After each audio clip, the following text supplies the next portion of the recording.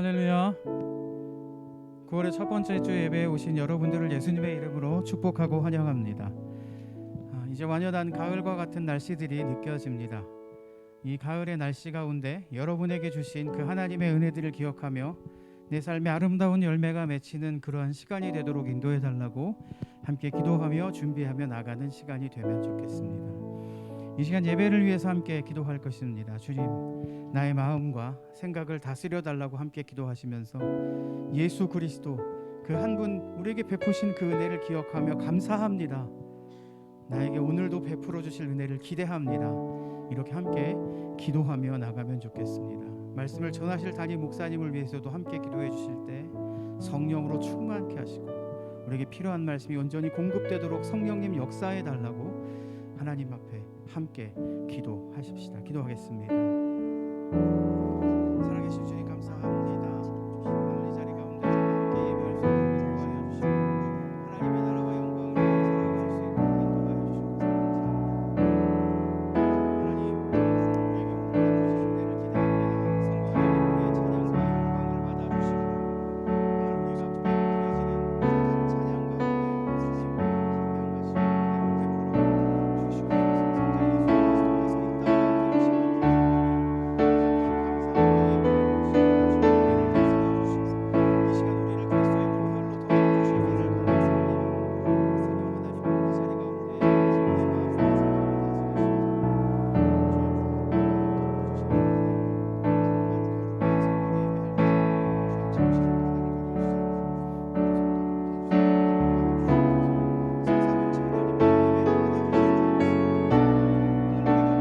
주시옵소서.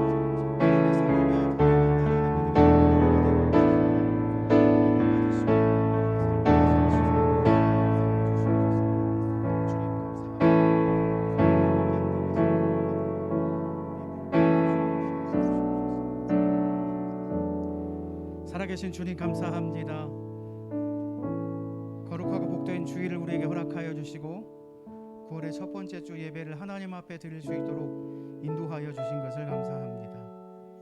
완연한 가을이 이제 다가오고 있습니다. 하나님, 우리의 삶에 아름답게 열매 맺을 수 있도록 삶의 모든 것들을 정돈하여 주시고 다스려 주시며 잘 가다듬어질 수 있도록 성령님 인도하여 주시길 이 시간 간구합니다.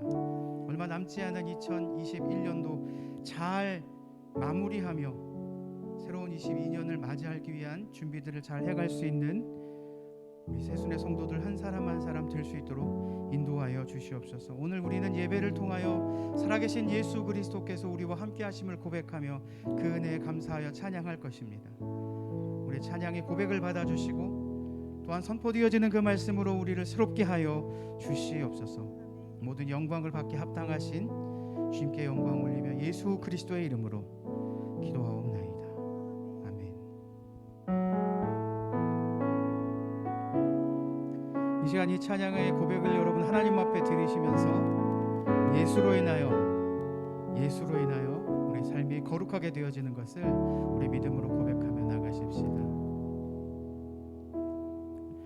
내게 유익하던 것을 다 해로 여기네.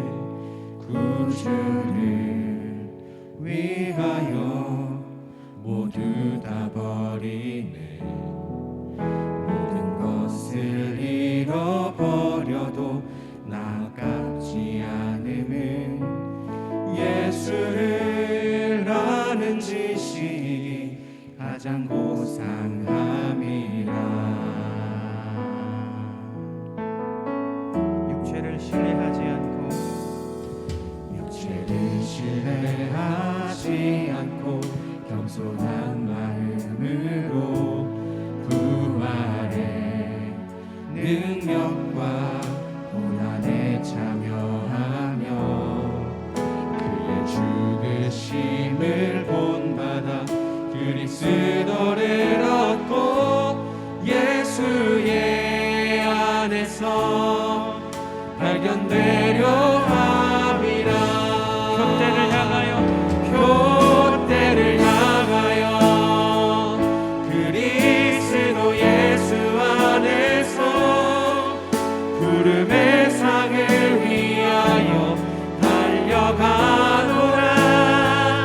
이전에 있는 것은 모두 잊어버리고 앞에 계신 그리스도께로 달려가노라. 다시 한번 우리 고백할 때 이 가사를 묵상하며 우리의 마음의 중심의 고백을 하나님 앞에 올려드리십시다. 내게 유익하던 것을 다 해로 여기네. 구주를 위하여 모두 다 버리네. 모든 것을 잃어버려도 아깝지 않으는 예수를 아는 지식이 가장 고상함이라. 육체를 신뢰하지 않고 죄를 신뢰하지 않고 겸손한 마음으로 부활의 능력과 고난에 참여하며 그의 죽으심을 죽으심을 본받아 그리스도를 얻고 예수의 안에서 발견되려 믿음의 고백을 올려드립시다. 그때를 향하여 그때를 향하여 그리스도 예수 안에서 부름의 상을 위하여 달려가노라. 이전에 있는 것은 모두 잊어버리고 앞에 계신 그리스도께로 달려가노라. 그때를 향하여 교대를 향하여 그리스도 예수 안에서 부름의 상을 위하여 달려가노라. 이전에 있는 것은 모두 잊어버리고 앞에 계신 그리스도께로 달려가노라. 율법에서 난 것이 아니요 율법에서 난 것이 아니요 오직 그리스도를 믿는 믿음으로 난 것이라. 다시 한번 그때를 향하여 그리스도 예수 안에서 부름의 상을 위하여 달려가노라. 이전에 있는 것은 모두 잊어버리고 앞에 계신 그리스도께로 달려가노라. 다시 한번 그때를 향하여 교대를 향하여 그리스도 예수 안에서 부름의 상을 위하여 달려가노라. 이전에 있는 것은 모두 잊어버리고 앞에 계신 그리스도께로 달려가. 다시 한번 그때를 향하여 교대를 향하여 그리스도 예수 안에서 부름의 상을 위하여 달려가노라. 이전에 있는 것은 모두 잊어버리고 앞에 계신 그리스도께로 달려가노라. 믿음으로 고백합시다. 이전에 있는 것을 모두 잊어버리고 앞에 계신 그리스도께로 달려가노라.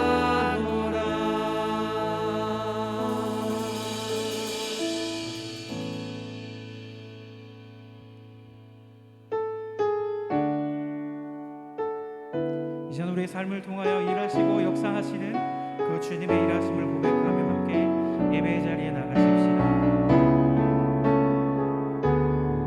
날이 저물어 갈 때, 날이 저물어 갈 때, 빈들에서 걸을 때, 그때가 하나님의 때.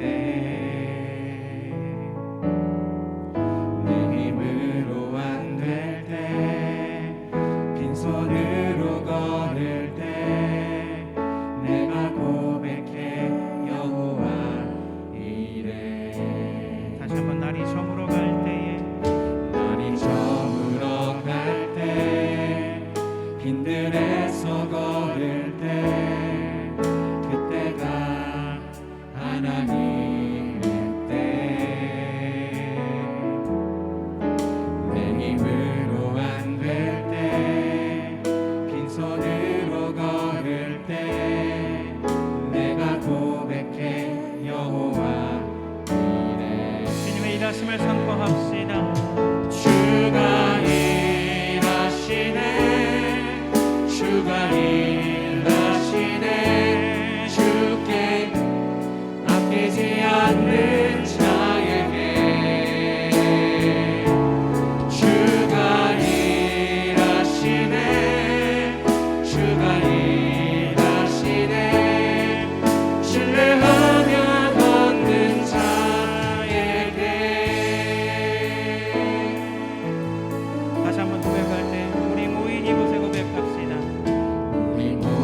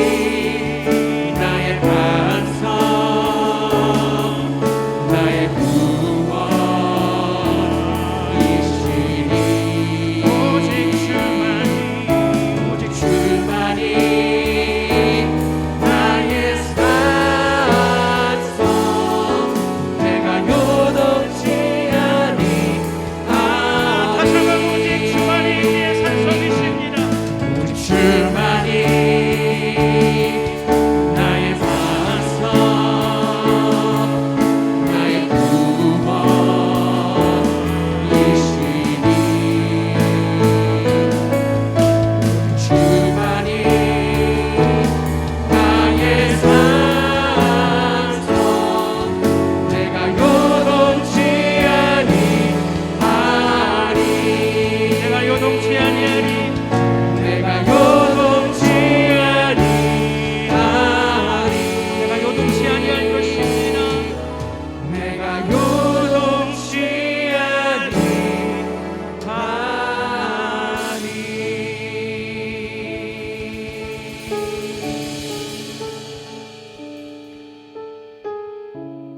이 시간 우리 예배를 위해서 함께 기도합시다. 우리의 찬양의 고백처럼 주님을 향해 달려갑니다. 그 주님의 일하심을 기대합니다. 나는 무너지지 않고 주님만 바랄 것입니다. 주님 나에게 은혜를 더하여 주시고 오늘 이 시간도 하늘의 신령한 것으로 채워달라고 함께 예배를 위해 기도하며 나가십시다. 말씀을 전하실 목사님을 위해서도 함께 기도해 주시고 이 예배를 받게 합당하신 주님 앞에 우리의 마음과 생각을 올려드리십시다. 기도하겠습니다.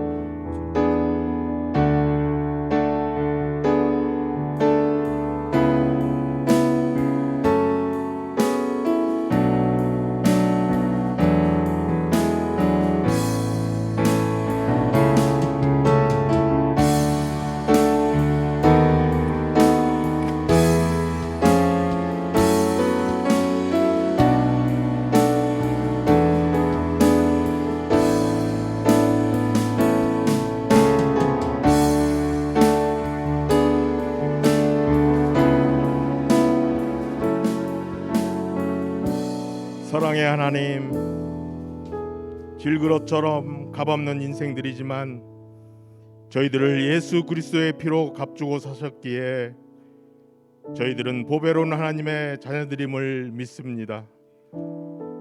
저희들이 죄악된 세상에서 방황하였을지라도 저희들을 통하여 찬송과 영광을 받으시기를 기뻐하시는 주님, 크신 인애와 국리하심으로 저희들에게 집중하고 계시기에 오늘 저희들이 예배의 자리로 담대히 나온 줄 믿습니다.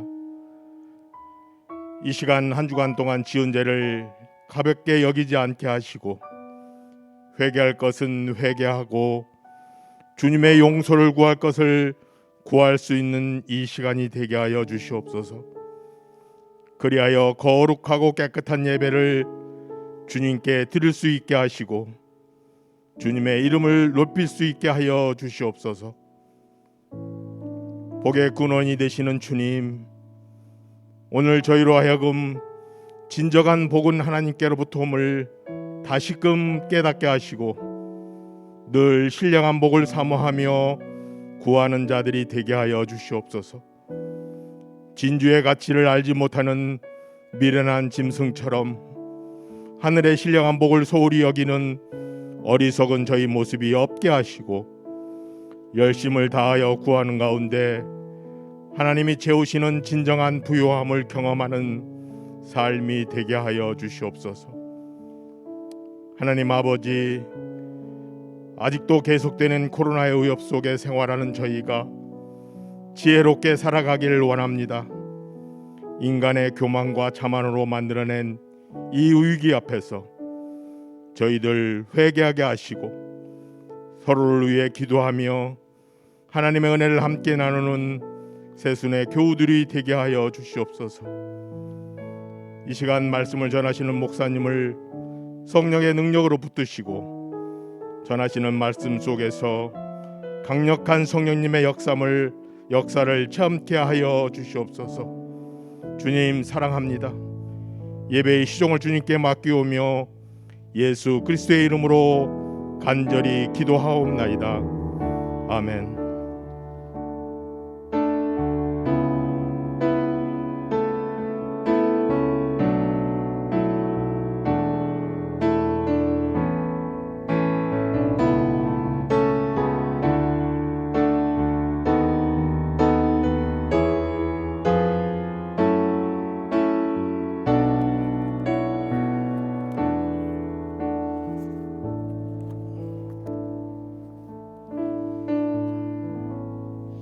이 시간 하나님 앞에 예물 드리는 시간입니다. 우리 준비하신 예물 손에다가 모으시고 기도하신 후에 예배 끝나시고 나가시면서 드리시면 됩니다. 같이 기도하겠습니다.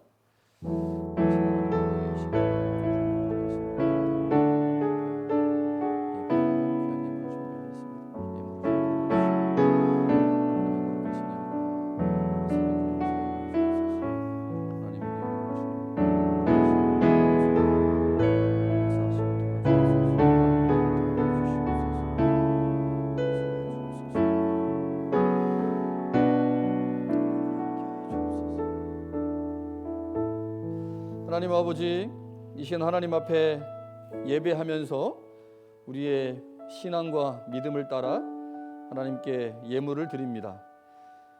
하나님께서 우리의 삶을 주관하시고 인도하시며 우리가 풍족한 삶을 사는 것이 하나님의 은혜임을 고백하며 이 시간 예물을 믿음을 담아 드리오니 받아주시고 하나님의 거룩하신 일에 사용하여 주옵소서. 주정헌금으로, 감사헌금으로, 11조헌금으로, 선교헌금, 건축헌금, 특별헌금으로 드립니다. 드리는 모양은 다르지만 우리를 그리스도 안에서 하나 되게 하셨사오니 우리가 그리스도의 말씀과 성령 안에서 하나임을 고백하고 알아가는 우리 모두가 되게 하옵소서. 예수님의 이름으로 기도합니다. 자, 교회 소식 몇 가지 보겠습니다. 우리 교회는 100명까지 예배할 수 있습니다. 이번 주부터 새벽 기도회 현장에서만 모이도록 하겠습니다. 지금까지는 계속 유튜브 방송을 했는데 지금 고민이 좀 많습니다. 이제 언제까지 유튜브 방송을 계속해야 하는지, 어떤 식으로 예배를 진행해야 하는지 이런 고민들이 좀 많아서 우선 새벽 기도회는 현장에서만 하고 유튜브는 중단하도록 하겠습니다. 그러나 금요 기도회와 주일 예배는 아마 코로나가 종식된다고 이제 이렇게 선언이 될 때까지 아마 진행해야 되지 않을까 싶은데 언제까지인지는 모르겠습니다. 금요 기도회 현장과 온라인으로 모이니까요, 많이 참여해 주시고 또 모여서 기도해 주시면 좋겠습니다. 9월부터 현장 예배 후에 목장 모임을 가지려고 합니다. 오늘은 이슬 목장과 기쁨 목장이 예배 후에 모임을 가지시면 되는데요. 한 목장은 예배당에서, 한 목장은 식당에서 이렇게 모이시면 될 것 같습니다.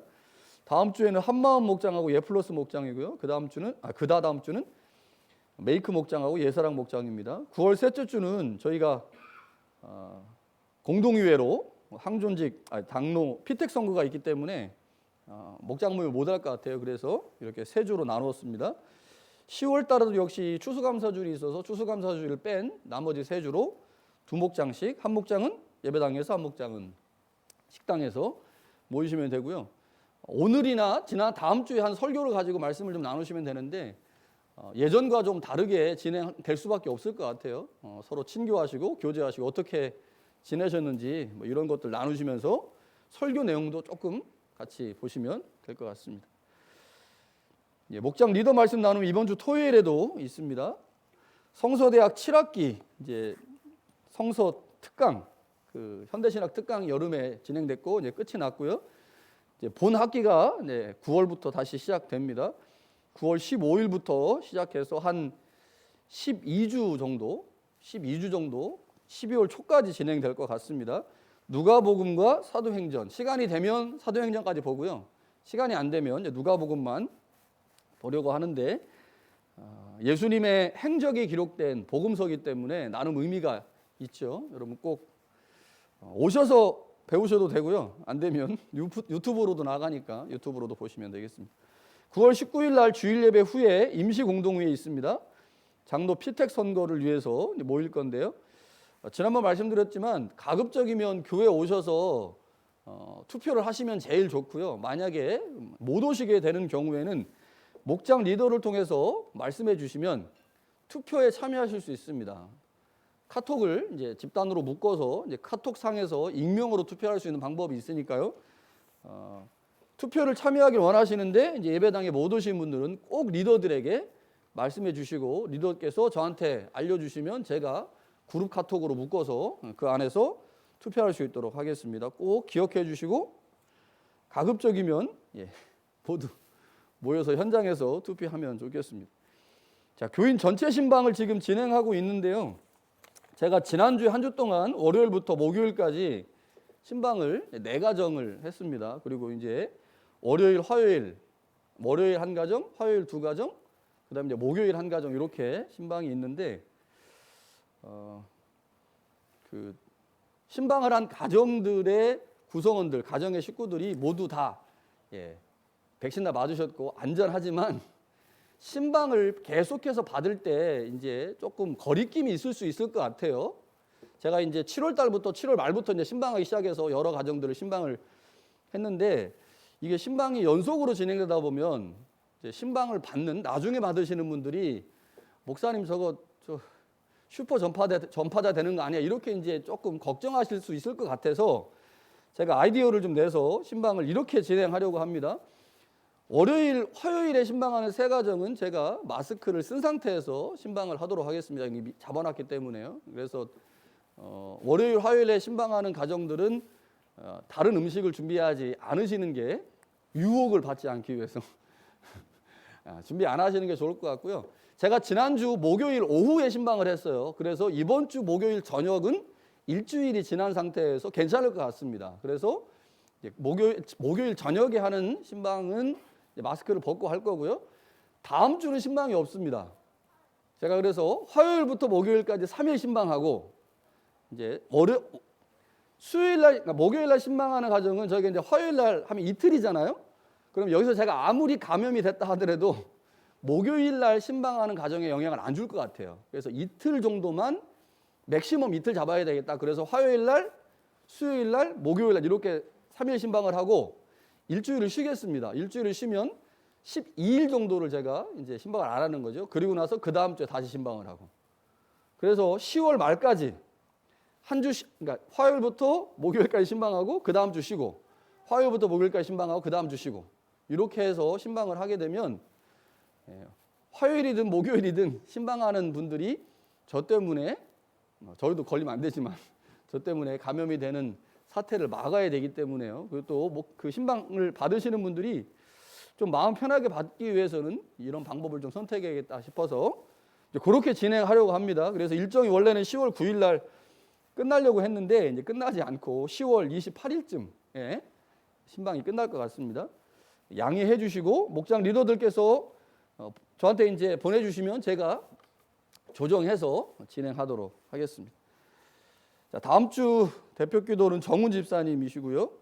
9월부터 12월 달까지 목회 일정이 있으니까 보시고 참조하시면 됩니다. 10월 3일 날 정기재직회 있고요. 추수감사 주일 및 창립주일도 있습니다.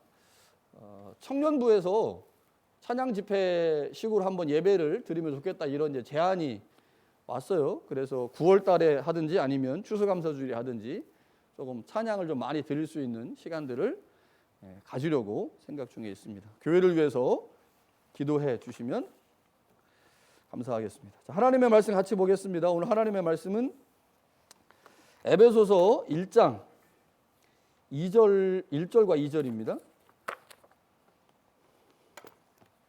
에베소서 1장 1절과 2절. 신약성경 309면쯤에 있습니다. 에베소서 1장 1절과 2절 제가 봉독합니다. 하나님의 뜻으로 말미암아 그리스도 예수의 사도된 바울은 에베소에 있는 성도들과 그리스도 예수 안에 있는 신실한 자들에게 편지하노니 하나님 우리 아버지와 주 예수 그리스도로부터 은혜와 평강이 너희에게 있을지어다. 아멘. 자, 오늘부터 시작해서 5개월 혹은 6개월 동안 에베소서 말씀을 같이 보려고 합니다. 근데 중간에 좀 지루하거나 좀 답답함이 있으면 중간에 다른 말씀들을 좀 끼워서 볼 수도 있을 것 같아요. 에베소서는 바울의 로마서와 함께 기독교 사상, 우리가 알고 있는 신학에 지대한 영향을 준 성서입니다. 그래서 바울 서신에서 가장 중요한 두 개의 책을 꼽으라고 한다면 하나는 로마서이고 또 다른 하나는 에베소서이죠. 로마서와 유사한 성격의 책이 갈라디아서고 에베소서와 유사한 성격의 책이 골로새서입니다. 그래서 이제 에베소서는 이제 골로새서와 쌍둥이 서신 이렇게 불려지기도 하죠. 유명한 강해 설교가였던 마틴 로이드 존스 목사님이 로마서가 복음의 가장 순수한 표현이라면 에베소서는 복음을 가장 숭엄하고 유염 있게 표현한 서신이다라고 극찬을 했습니다. 신학학자인 C.H. 다드라고 하는 학자가 있는데요. 이분은 에베소서를 바울 사상의 왕관이다 이렇게 말을 했고요. 신학학자인 F.F. 브루스라고 하는 사람은 에베소서를 바울 사상의 진수다 이렇게 표현을 했습니다. 자, 이러한 표현들을 통해서 우리는 에베소서가 바울 신학 혹은 바울의 사상의 핵심을 잘 보여주고 있는 책이다라고 볼 수 있는 거죠. 여러분 에베소서 다 읽어보셨죠? 어떻습니까? 성경을 통독하다 보면 이제 에베소서를 반드시 거쳐서 읽게 되는데 에베소서를 읽으시면서 어떤 느낌을 받으셨습니까? 많은 교우들께서 읽으셨을 텐데 저는 이제 신학교에서 이 에베소서에 대해서 좀 안 좋은 기억이 있어요. 신학교 다닐 때. 그래서 근데 나중에 이제 목회하고 또 연구하다 보니까 이제 그러한 오해들이 좀 상당 부분 벗겨졌는데 학자들은 그리고 유명한 강해 설교가들은 에베소서를 복음의 숭엄하고 위험 있는 표현, 뭐 복음 바울 사상의 진수, 바울 사상의 왕관 이렇게 표현을 하기 때문에 이런 말 들으면 와, 에베소서 한번 읽어봐야 되겠다. 굉장히 하나님의 말씀을 우리 가운데 잘 보여주고 있다 이렇게 생각을 하지만 막상 에베소서를 읽다 보면 어떤 부분은 은혜 받고 어떤 부분은 쉽지만 어떤 부분은 읽어도 이게 무슨 말인가 이제 이렇게 모르고 어려운 부분들도 반드시 있죠. 그래서 이 6개월 동안 우리가 에베소서를 보면서 제 성격이 조금 꼼꼼하게 성서를 읽는 스타일이다 보니 6개월 동안 이 에베소서 말씀들을 꼼꼼하게 읽으면서 어려웠던 부분들이 좀 이해되고 또 잘 모르고 또 모호했던 부분들이 좀 은혜롭게 다가오는 이제 그런 은혜가 있기를 소망하면서 이 에베소서 말씀을 시작하려고 합니다. 자, 에베소서는 에베소 교회에게 보낸 편지이죠. 1절에 보니까 그렇게 되어 있습니다. 에베소에 있는 성도들과 그리스도 예수 안에 있는 신실한 자들에게 편지한다.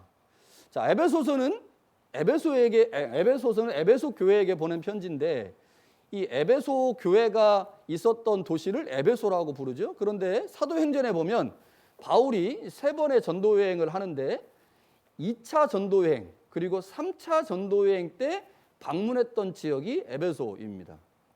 사도행전 19장, 20장에 보면 나오는데요.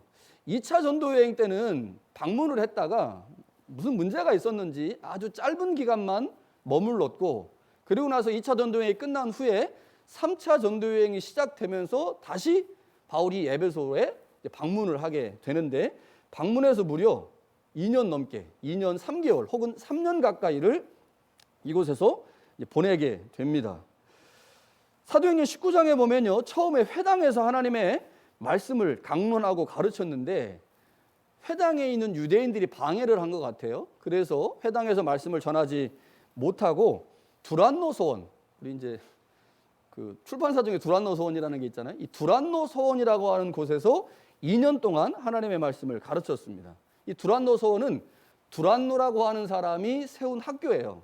그런데 이곳에서 주로 철학적 논쟁들, 이 토론들을 진행했던 곳인데 이 두란노라는 사람이 바울을 좋게 본 것 같습니다. 그래서 바울의 사상과 바울의 가르침을 이제 토론 방식으로 한번 여기서 나누면 좋겠다라고 생각을 한 것 같아요. 그래서 바울에게 그 장소를 이제 허락했고 그곳에서 2년 넘게 바울이 하나님의 말씀을 가르쳤습니다. 바울이 하나님의 말씀을 부지런히 가르치니 그 말씀이 능력을 나타냈고 그래서 그 말씀의 능력을 바울이 이 에베소에서 경험하게 됐죠. 바울의 3차 전도 여행을 연대로 한번 추정을 해보니까 대략 52년, 주후 52년에서 57년경에 3차 전도 여행을 했습니다. 그러니까 약 한 5년 정도 이 전도 여행을 한 거죠. 이게 쉽지가 않습니다. 우리 지금 코로나 때문에 한 1년 반 정도 고난을 겪고 나니까 코로나 진짜 무섭다 이런 생각이 드는데 전도 여행을 5년을 다녔으니 이거 굉장히 힘들고 어려운 시간들을 보냈겠죠. 그런데 이 3차 전도 여행의 비교적 초기에 에베소로 방문을 합니다. 그러니까 52년부터 57년까지가 3차 전도 여행인데 초기에 방문했다고 하면 대략 한 52년 경쯤에 방문을 했을 것이고 2년 반 정도 있었으니까 52년에서 54년 정도 이 에베소에 머물렀던 것이 아닌가라고 추측을 할 수가 있죠. 자, 그러면 에베소서가 기록된 연도는 어떨까요? 연도? 에베소서가 기록된 연도는 대략 62년경입니다. 62년경. 바울이 이제 로마에 가게 되고 로마 감옥에 갇히게 되거든요. 그 로마 감옥에서 에베소서를 썼다고 보면 62년경에 쓴 것이니까 52년부터 54년까지 그곳에서 2년 동안 복음을 전하고 나서 대략 한 8년 정도 지난 후에 에베소서가 기록된 거예요. 제가 이제 새순교회 온 지 8년이 넘었습니다. 이제 9년 차인데 대략 한 8년 정도 지났으니까 상당히 많은 것들을 이제 기억에서 잊었겠죠. 그런데 이 에베소서를 보면 바울이 에베소 교회에서 사역했던 에베소에서 사역했던 것이 얼마나 그에게 중요했고 강렬했는지를 이제 알 수가 있습니다. 학자들은 이 에베소서를 이제 연구하면서 에베소서가 바울의 신학 사상을 다양하게 보여주고 있지만 가장 중요한 신학 사상 중에 하나는 교회론이다 이렇게 말합니다. 교회론. 그래서 에베소서를 읽을 때 우리가 반드시 기억하고 집중해야 하는 것은 바울이 에베소서에서 교회에 관해서 뭐라고 말하고 있는지를 한번 생각해 보아야 하는데 우리 교회가 오랫동안 한 5년 정도 그리스도의 몸을 세우는 교회라고 하는 표어를 가지고 사역을 했어요. 지금 우리 교회 표어는 뭔가요? 지금 우리 교회 표어 뭐죠? 예. 예, 있습니다. 우리 교회 표어. 예전에는 그리스도의 몸을 세우는 교회. 지금 표현은 그리스도의 십자가를 재현하는 교회. 이게 우리 표어예요. 예전에 제가 그리스도의 몸을 세우는 교회라고 하는 표어를 가지고 사역을 했는데 그 표현이 어디 나오겠습니까? 에베소서에 나오죠. 그 표현이 에베소서에 나옵니다. 교회론을 가장 잘 설명해 주고 있는 책이 에베소서죠. 그래서 에베소서에 이렇게 교회론이 잘 나타나고 있다고 하는 것은 아마 바울이 에베소 교회에서 오랫동안 목회했기 때문이 아닐까 싶습니다. 다른 어떤 교회보다 가장 오래 목회했거든요. 그래서 이 교회에 대한 가장 많은 애정을 가지고 있었을 것이고 그래서 그 애정이 8년이 지난 후에 편지에 나타난 것이 아닌가라는 생각이 듭니다. 자, 본문의 말씀으로 이제 가서 보면 1절에 에베소 교회에 있는 사람들에게 바울이 편지를 보내면서 수신자, 이 편지를 받는 사람들을 두 가지로 표현해요. 하나는 에베소에 있는 성도들입니다. 에베소에 있는 성도들. 또 다른 하나는 그리스도 안에 있는 신실한 자들 이렇게 표현하는데 두 대상이 아니라 하나의 대상을 서로 다른 방식으로 표현한 것으로 보입니다. 그래서 이제 어떤 번역 성경들은 이 성도들과 신실한 자들을 묶어서 번역을 해요. 에베소에 있는 그리스도 안에 있는 신실한 성도들 이렇게 번역하기도 하고 이 묶어서 번역을 하는 이유가 두 가지로 표현하지만 이제 한 대상을 다르게 표현한 것으로 보기 때문이죠. 중요한 것은요. 바울이 성도들을 신실한 자들로 표현하고 있다는 점입니다. 성도. 우리말 성도는 거룩한 무리라는 말이죠. 거룩할 성자에다가 무리도자. 그래서 성도하면 거룩한 무리. 신도하면 믿는 무리. 그래서 성도라는 말이나 신도라는 말은 한 개인을 향해서 말하는 것이 아니라 이제 전체 그룹을 향해서 말하는 거기 때문에 사실 우리가 어떤 교회의 한 성도 한 사람 한 사람을 성도라고 부르는 것은 조금 말이 안 되는 거예요, 사실은. 예. 정민 성도님 그러면 한 사람인데 성도라는 말 자체가 복수 개념이잖아요. 여럿을 의미하는 무리이기 때문에 이게 조금 제가 어렸을 때 20대 때 적당한 표현이 없을까? 성도라는 말 대신에 적당한 표현이 없을까를 제가 고민을 했는데 없어요. 그래서 교회도 그런 표현을 못 찾아서 그냥 이제 직분이 있으면 집사님, 뭐 장로님, 권사님 이렇게 부르고 없으면 성도님 이렇게 부르는 것 같습니다. 뭐 어쩔 수 없는 표현이죠.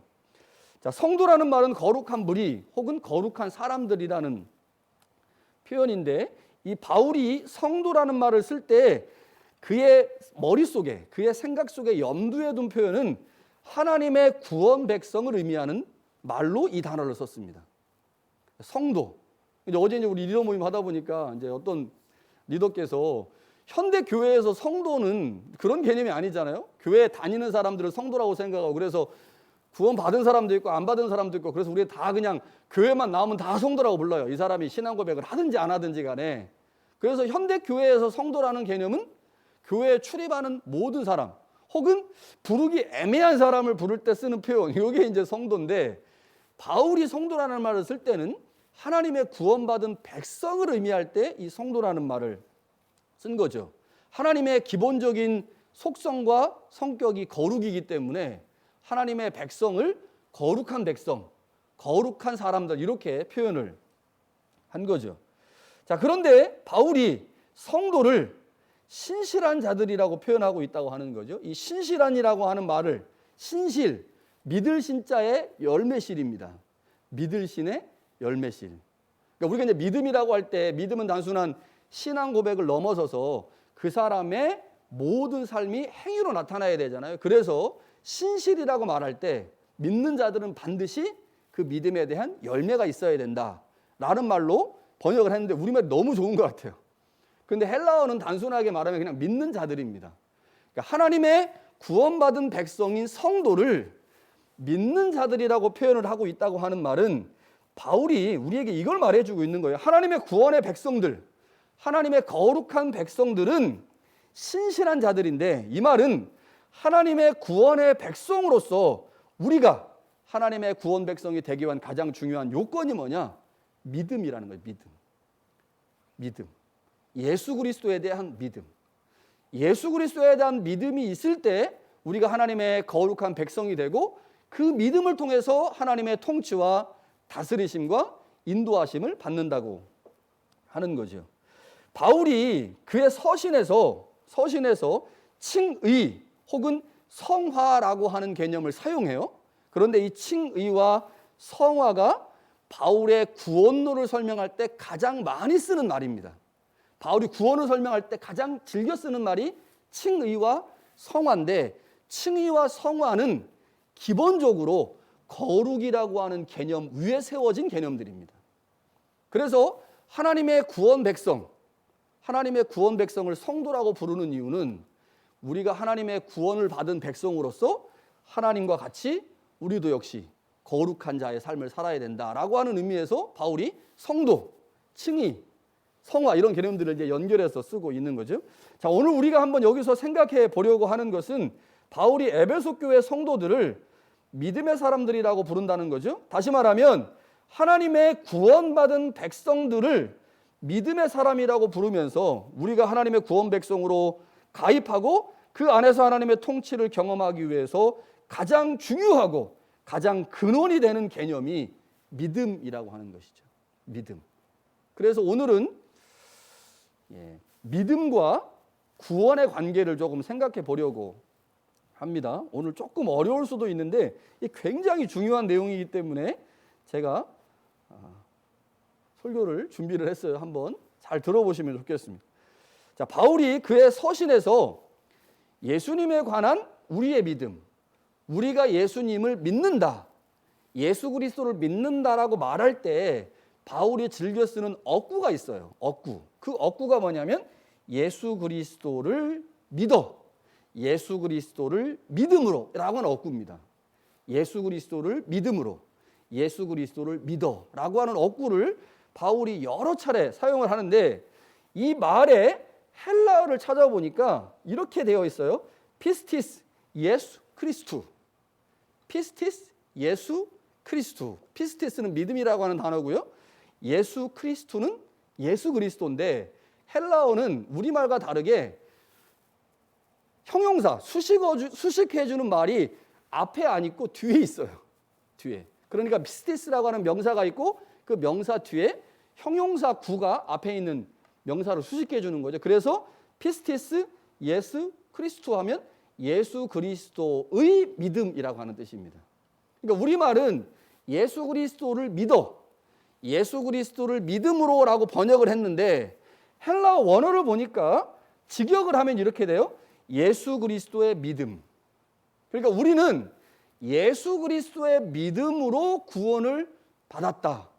율법의 행위가 아니라 예수 그리스도의 믿음으로 구원을 받았어요.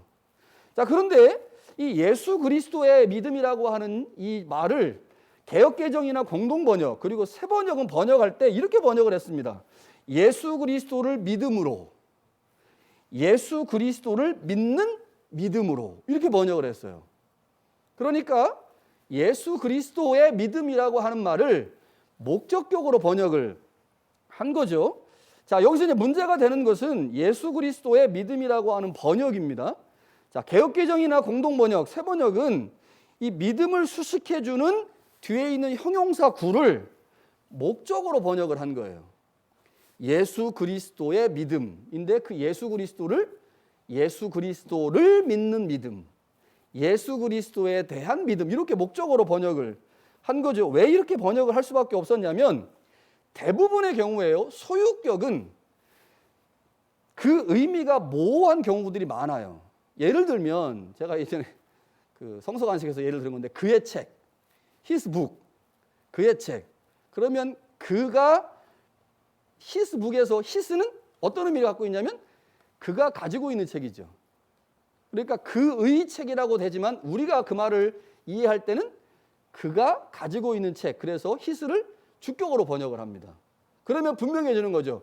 그의 책, 그건 그가 가지고 있는 책. 이렇게 번역하면 명료해져요. 그래서 그 뭐 헬라어도 그렇고요, 우리말도 그렇고 영어도 그렇고요. 소유격은 그 말을 명확하게 하기 위해서 의역이 필요합니다. 그러니까 그리스도의 믿음이라고 하는 이 말을 개역개정이나 표준세번역이나 아니면 공동번역이 모호하니까 의역을 한 거예요. 의역을. 그래서 그리스도의 믿음이라고 번역하지 않고 그리스도를 믿는 믿음이라고 의역을 해서 우리가 예수 그리스도를 믿음으로 말미암아 구원을 받는다라고 하는 것을 이제 강조해서 표현한 거죠. 이게 전통적으로 우리가 이해하고 있는 방식이기 때문에 이 방식의 이해를 우리 모두 가지고 있습니다. 여러분 어떻게 구원받습니까? 이정민 집사님 어떻게 구원받았어요? 예수 그리스도를 믿음으로 구원받았죠. 예수 그리스도를 믿음으로. 그러면 그 믿음의 주체가 누굽니까? 믿음의 주체가 나인 것처럼 보여요. 왜냐하면 내가 예수 그리스도를 믿어서 구원받은 거니까. 이게 이제 전통적 방식의 구원의 이해입니다. 자, 그런데 다른 번역이 가능하다는 거예요. 다른 번역이.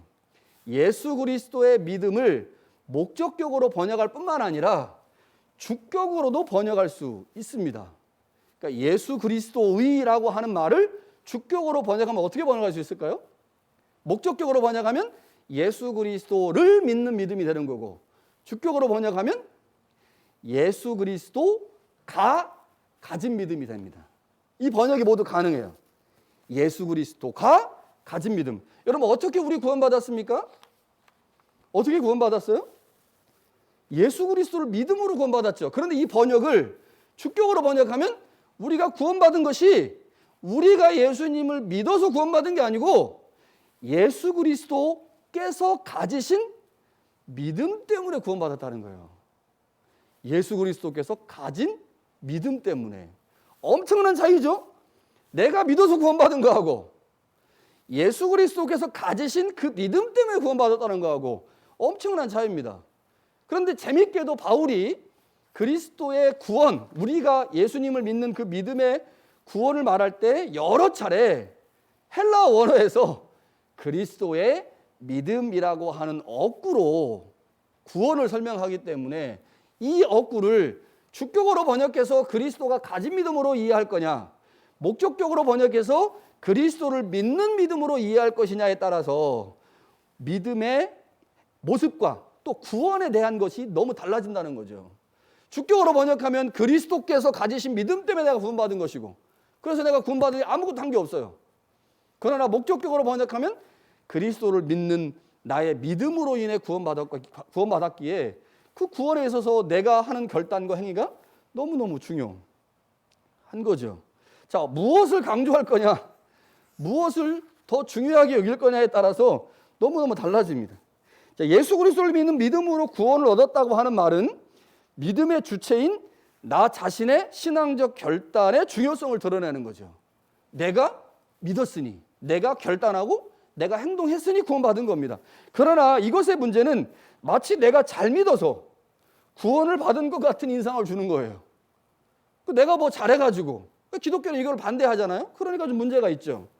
반면에 예수 그리스도가 가진 믿음 혹은 예수 그리스도의 신실함으로 해석을 할 때는요, 구원을 위한 믿음이 인간 자신에게 있지 않고 오직 구원을 행하시는 하나님과 예수님의 신실하심에 있음을 강조하므로 전적으로 구원이 하나님의 주도하에서 일어난다라는 것을 강조합니다. 잘 보여줘요. 그러나 문제는 예수님을 향해 갖는 우리의 믿음이 있잖아요. 신앙 고백이 있고 이것이 우리의 구원에서 그 어떤 역할도 하지 못하는 것처럼 비춰지기 때문에 구원에 있어서 인간은 무능한, 아무것도 하지 못하는, 이렇게 되면서 문제가 생길 수 있다고 하는 거죠.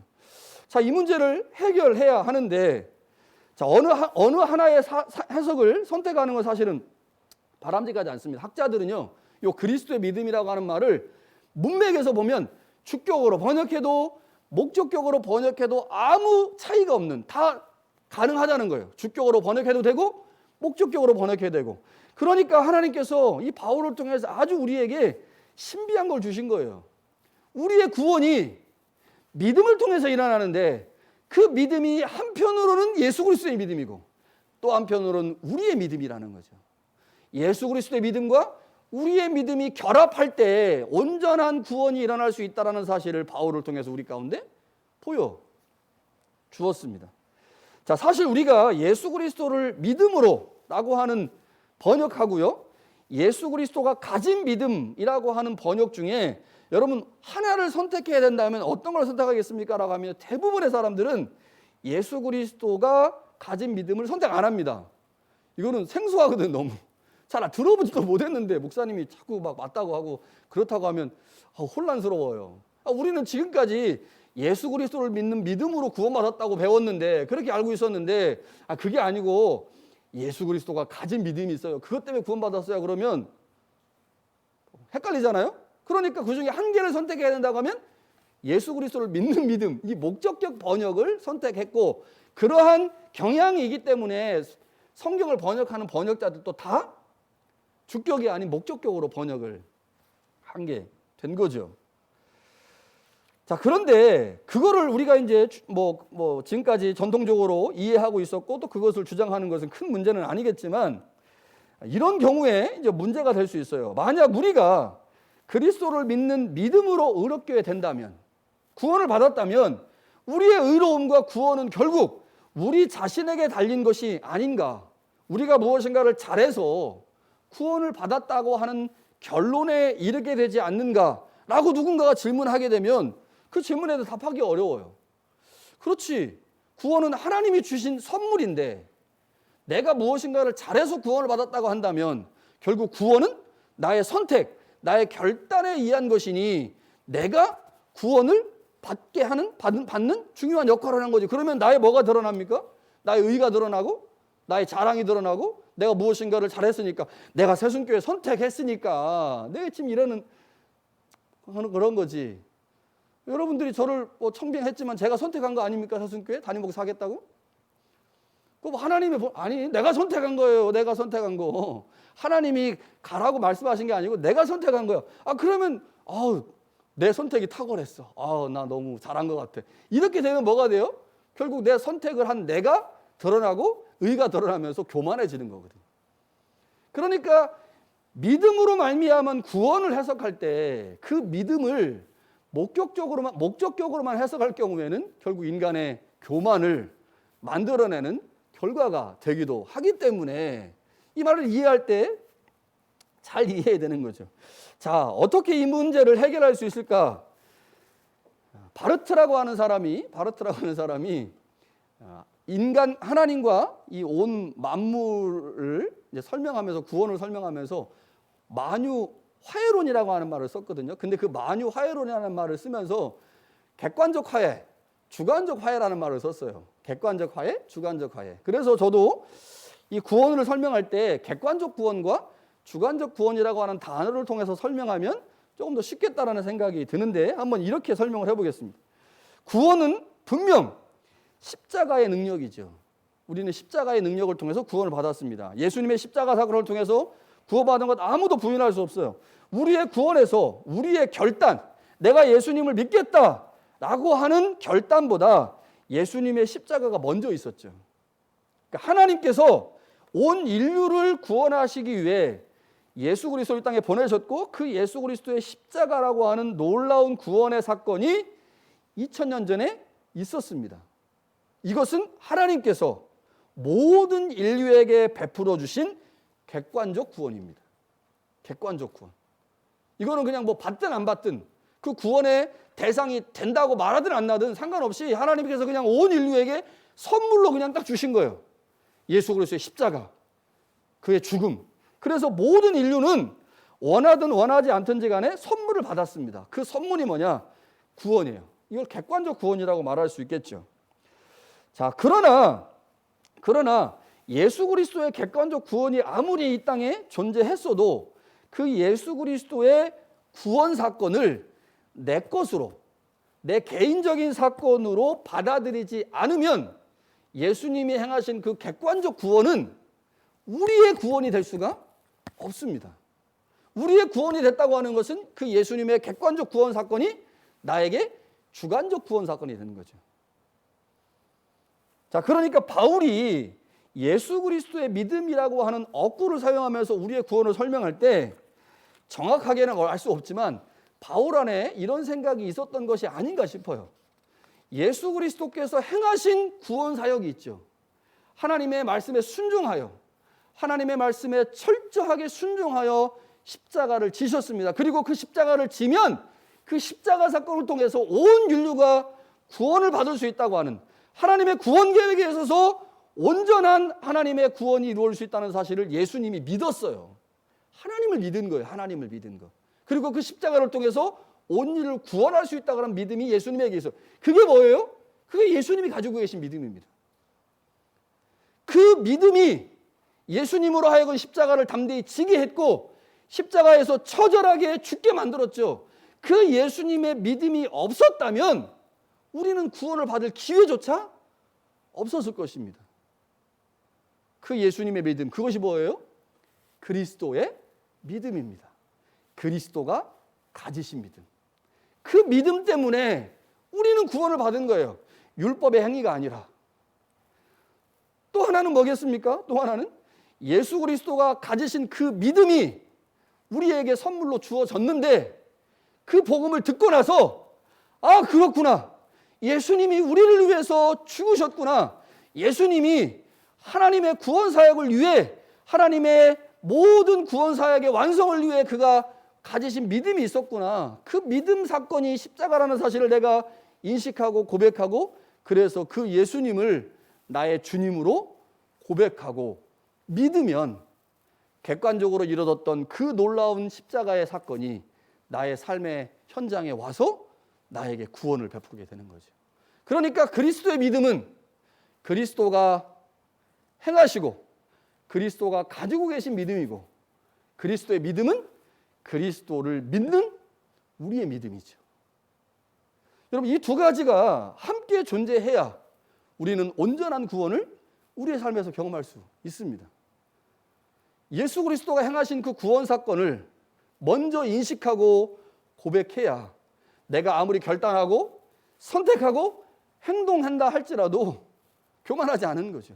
왜냐하면 내가 믿기로 결단한 그 믿음보다 예수 그리스도의 믿음이 먼저 있었기에. 그래서 우리가 믿으면서도 교만해질 수 없는 거죠. 내가 잘 선택해서 믿은 게 아니기, 내가 뭘 잘 결정해서 믿은 것이 아니기 때문에 그렇습니다.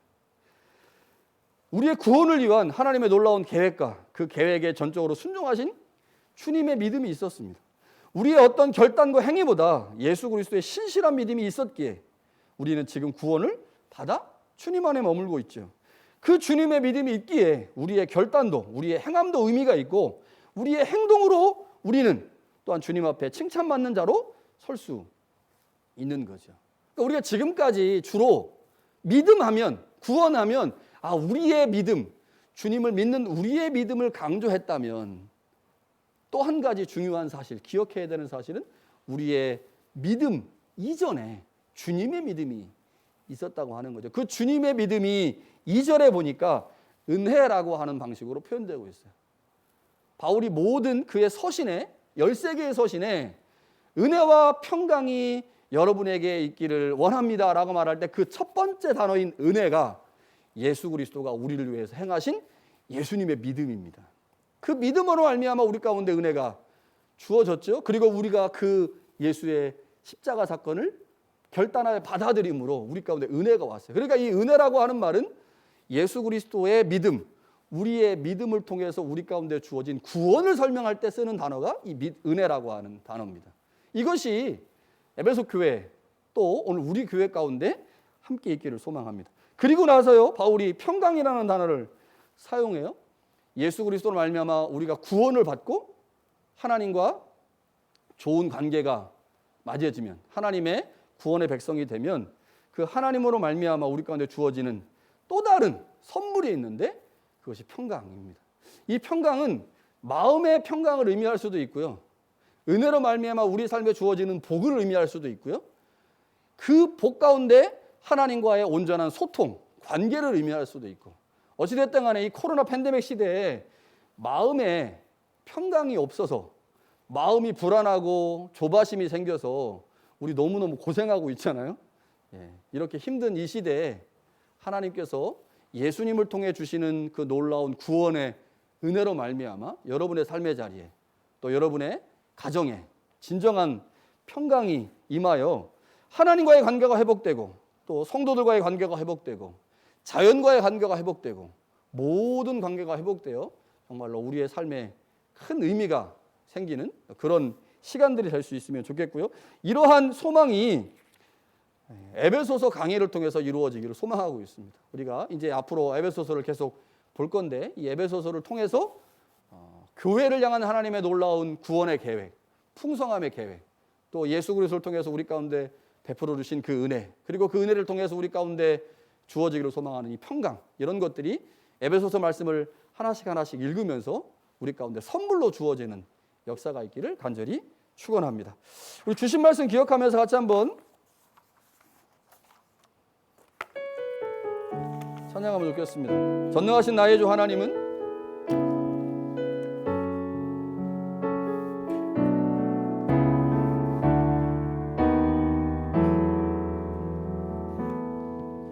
전능하신 나의 주 하나님은 능치 못하실 일 전혀 없네. 능치 못하실 일 전혀 없네. 우리의 모든 간구도 우리의 모든 생각도 우리의 모든 꿈과 모든 소망도 신실하신 나의 주 하나님을 우리의 모든 괴로움 바꿀 수 있네. 우리의 모든 괴로움 바꿀 수 있네.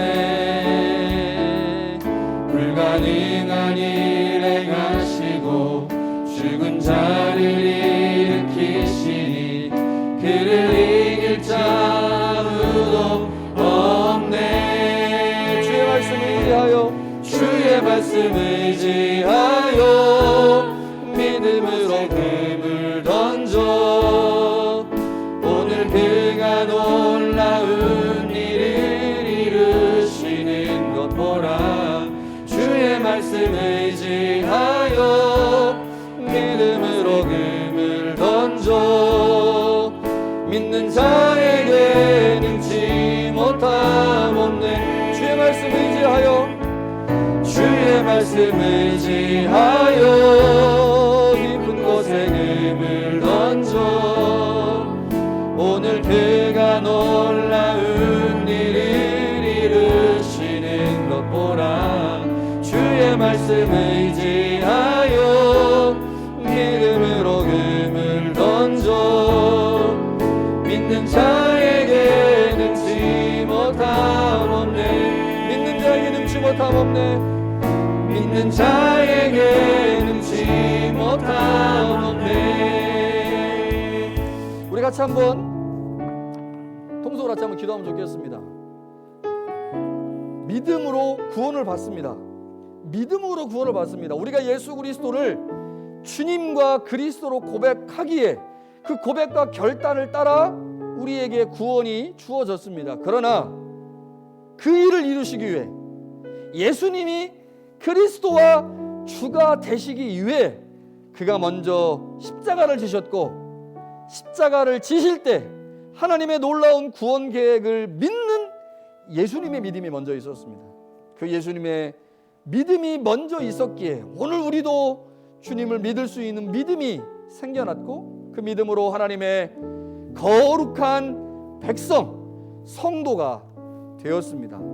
하나님, 주님의 믿음을 묵상하고 주님의 믿음을 먼저 기억할 수 있는 성숙한 하나님의 백성이 되게 도와달라고, 우리 주신 말씀 기억하면서 같이 통성으로 한번 기도하도록 하겠습니다. 기도합니다. 거룩하신 하나님 아버지, 하나님, 우리가 예수 그리스도를 믿었습니다. 예수 그리스도를 믿습니다. 그러나 예수 그리스도를 믿는 그 믿음 이전에 주님의 믿음이 있습니다. 십자가를 지시는 주님의 믿음이 있습니다. 하나님의 놀라운 구원의 계획을 알고 인정하는 예수님의 믿음이 있었습니다. 그 믿음이 우리로 하여금 믿음의 사람을 만들었습니다. 그 믿음이 우리로 하여금 예수님을 하는 우리를 하나님의 백성, 거룩한 성도들로 만들었습니다. 하나님 아버지, 우리가 믿음의 사람이 되기를 소망합니다. 우리가 믿음의 사람으로 세워지기를 소망합니다. 그 일을 위해 주님이 먼저 우리를 위생하신 그 놀라운 구원의 사역들을 기억하게 하시고, 주님이 가지셨던 그 믿음을 기억하고 그 믿음을 본받을 수 있는 우리가 될 수 있도록 은혜를 더하여 주시옵소서. 하나님, 우리 가운데 함께 하옵소서. 성령으로 도우시고 인도하여 주시옵소서. 하나님 아버지, 우리가 주님을 믿는 믿음 이전에 주님이 가지고 계셨던 믿음이 있습니다. 하나님을 향한 믿음이 있었습니다. 십자가를 통해서 이루시고자 하시는 놀라운 구원에 관한 믿음이 있었습니다. 하나님, 그 믿음이 있었기에 우리가 지금 믿음의 사람이 되었습니다. 그 믿음이 먼저 있었기에 우리가 하나님의 놀라운 구원의 백성, 성도들이 되었습니다. 하나님 아버지, 우리 이 땅을 살아가면서 먼저 우리를 위해서 믿음을 보이신 그 예수님의 믿음을 묵상하고 그 예수님의 믿음을 기억하는 우리 모두가 되게 하셔서 그 어떠한 상황에서도 교만하지 아니하고 겸손한 사람으로 세워지는 역사가 있게 하옵소서. 예수님의 이름으로 기도합니다. 아멘. 다 같이 자리에서 일어나셔서 우리 비전선언 같이 하겠습니다. 우리 새순교회는 그리스도의 십자가를 재현하는 교회입니다. 우리 새순교회는 건강하게 성장하는 교회입니다. 우리 새순교회는 그리스도의 사랑으로 하나됨을 이루어가는 교회입니다. 아멘. 우리 옆에 있는 분들 축복하면서 같이 한번 찬양하겠습니다. 너는 담장 너머로 보는 나무, 가지에 푸른 열매처럼 하나님의 귀한 축복이 삶에 가득히 넘쳐날 거야. 너는 어떤 시련이 와도 능히 이겨낼 강한 발이 있어. 전능하신 하나님께서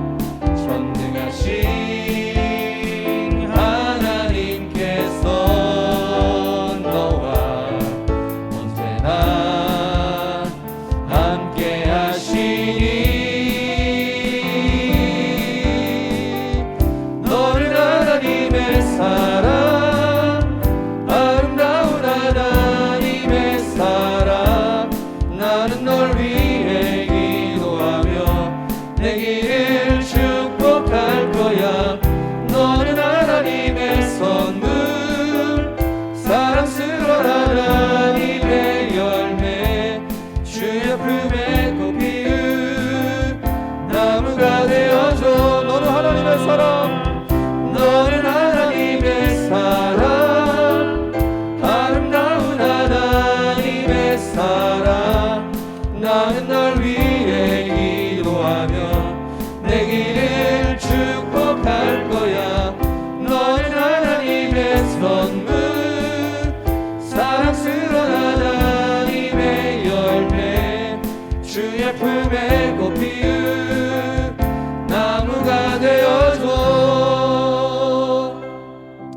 사랑하는 새순교회 성도 여러분, 하나님께서 우리에게 은혜와 평강을 선물로 주셨습니다. 예수 그리스도가 가진 믿음과 그를 믿는 믿음으로 말미암아 우리에게 은혜가 주어졌습니다. 우리는 하나님의 자녀가 되었고 거룩한 백성이 되었습니다. 모두 하나님의 은혜입니다.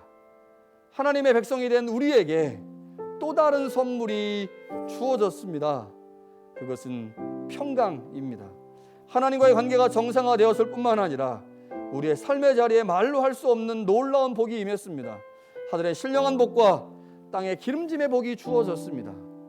이제 거룩한 하나님의 백성으로 구원받은 우리가 이 땅을 살면서 해야 될 가장 중요한 한 가지, 그것은 하나님의 자녀답게 살아가는 것입니다.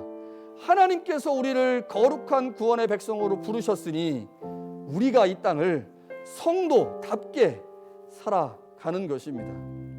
우리의 구원을 위해 십자가를 지신 그 주님의 믿음을 기억하며 주님이 사셨던 그 삶을 묵상하고 기억하며 오늘 우리의 삶의 자리가 하나님이 기뻐하시는 믿음의 자리가 될 수 있기를 간절히 바랍니다. 한 주간 하나님의 인도하심과 함께하심으로 거룩한 성도의 삶이 여러분의 삶의 자리에서 펼쳐지기를 간절히 축원합니다.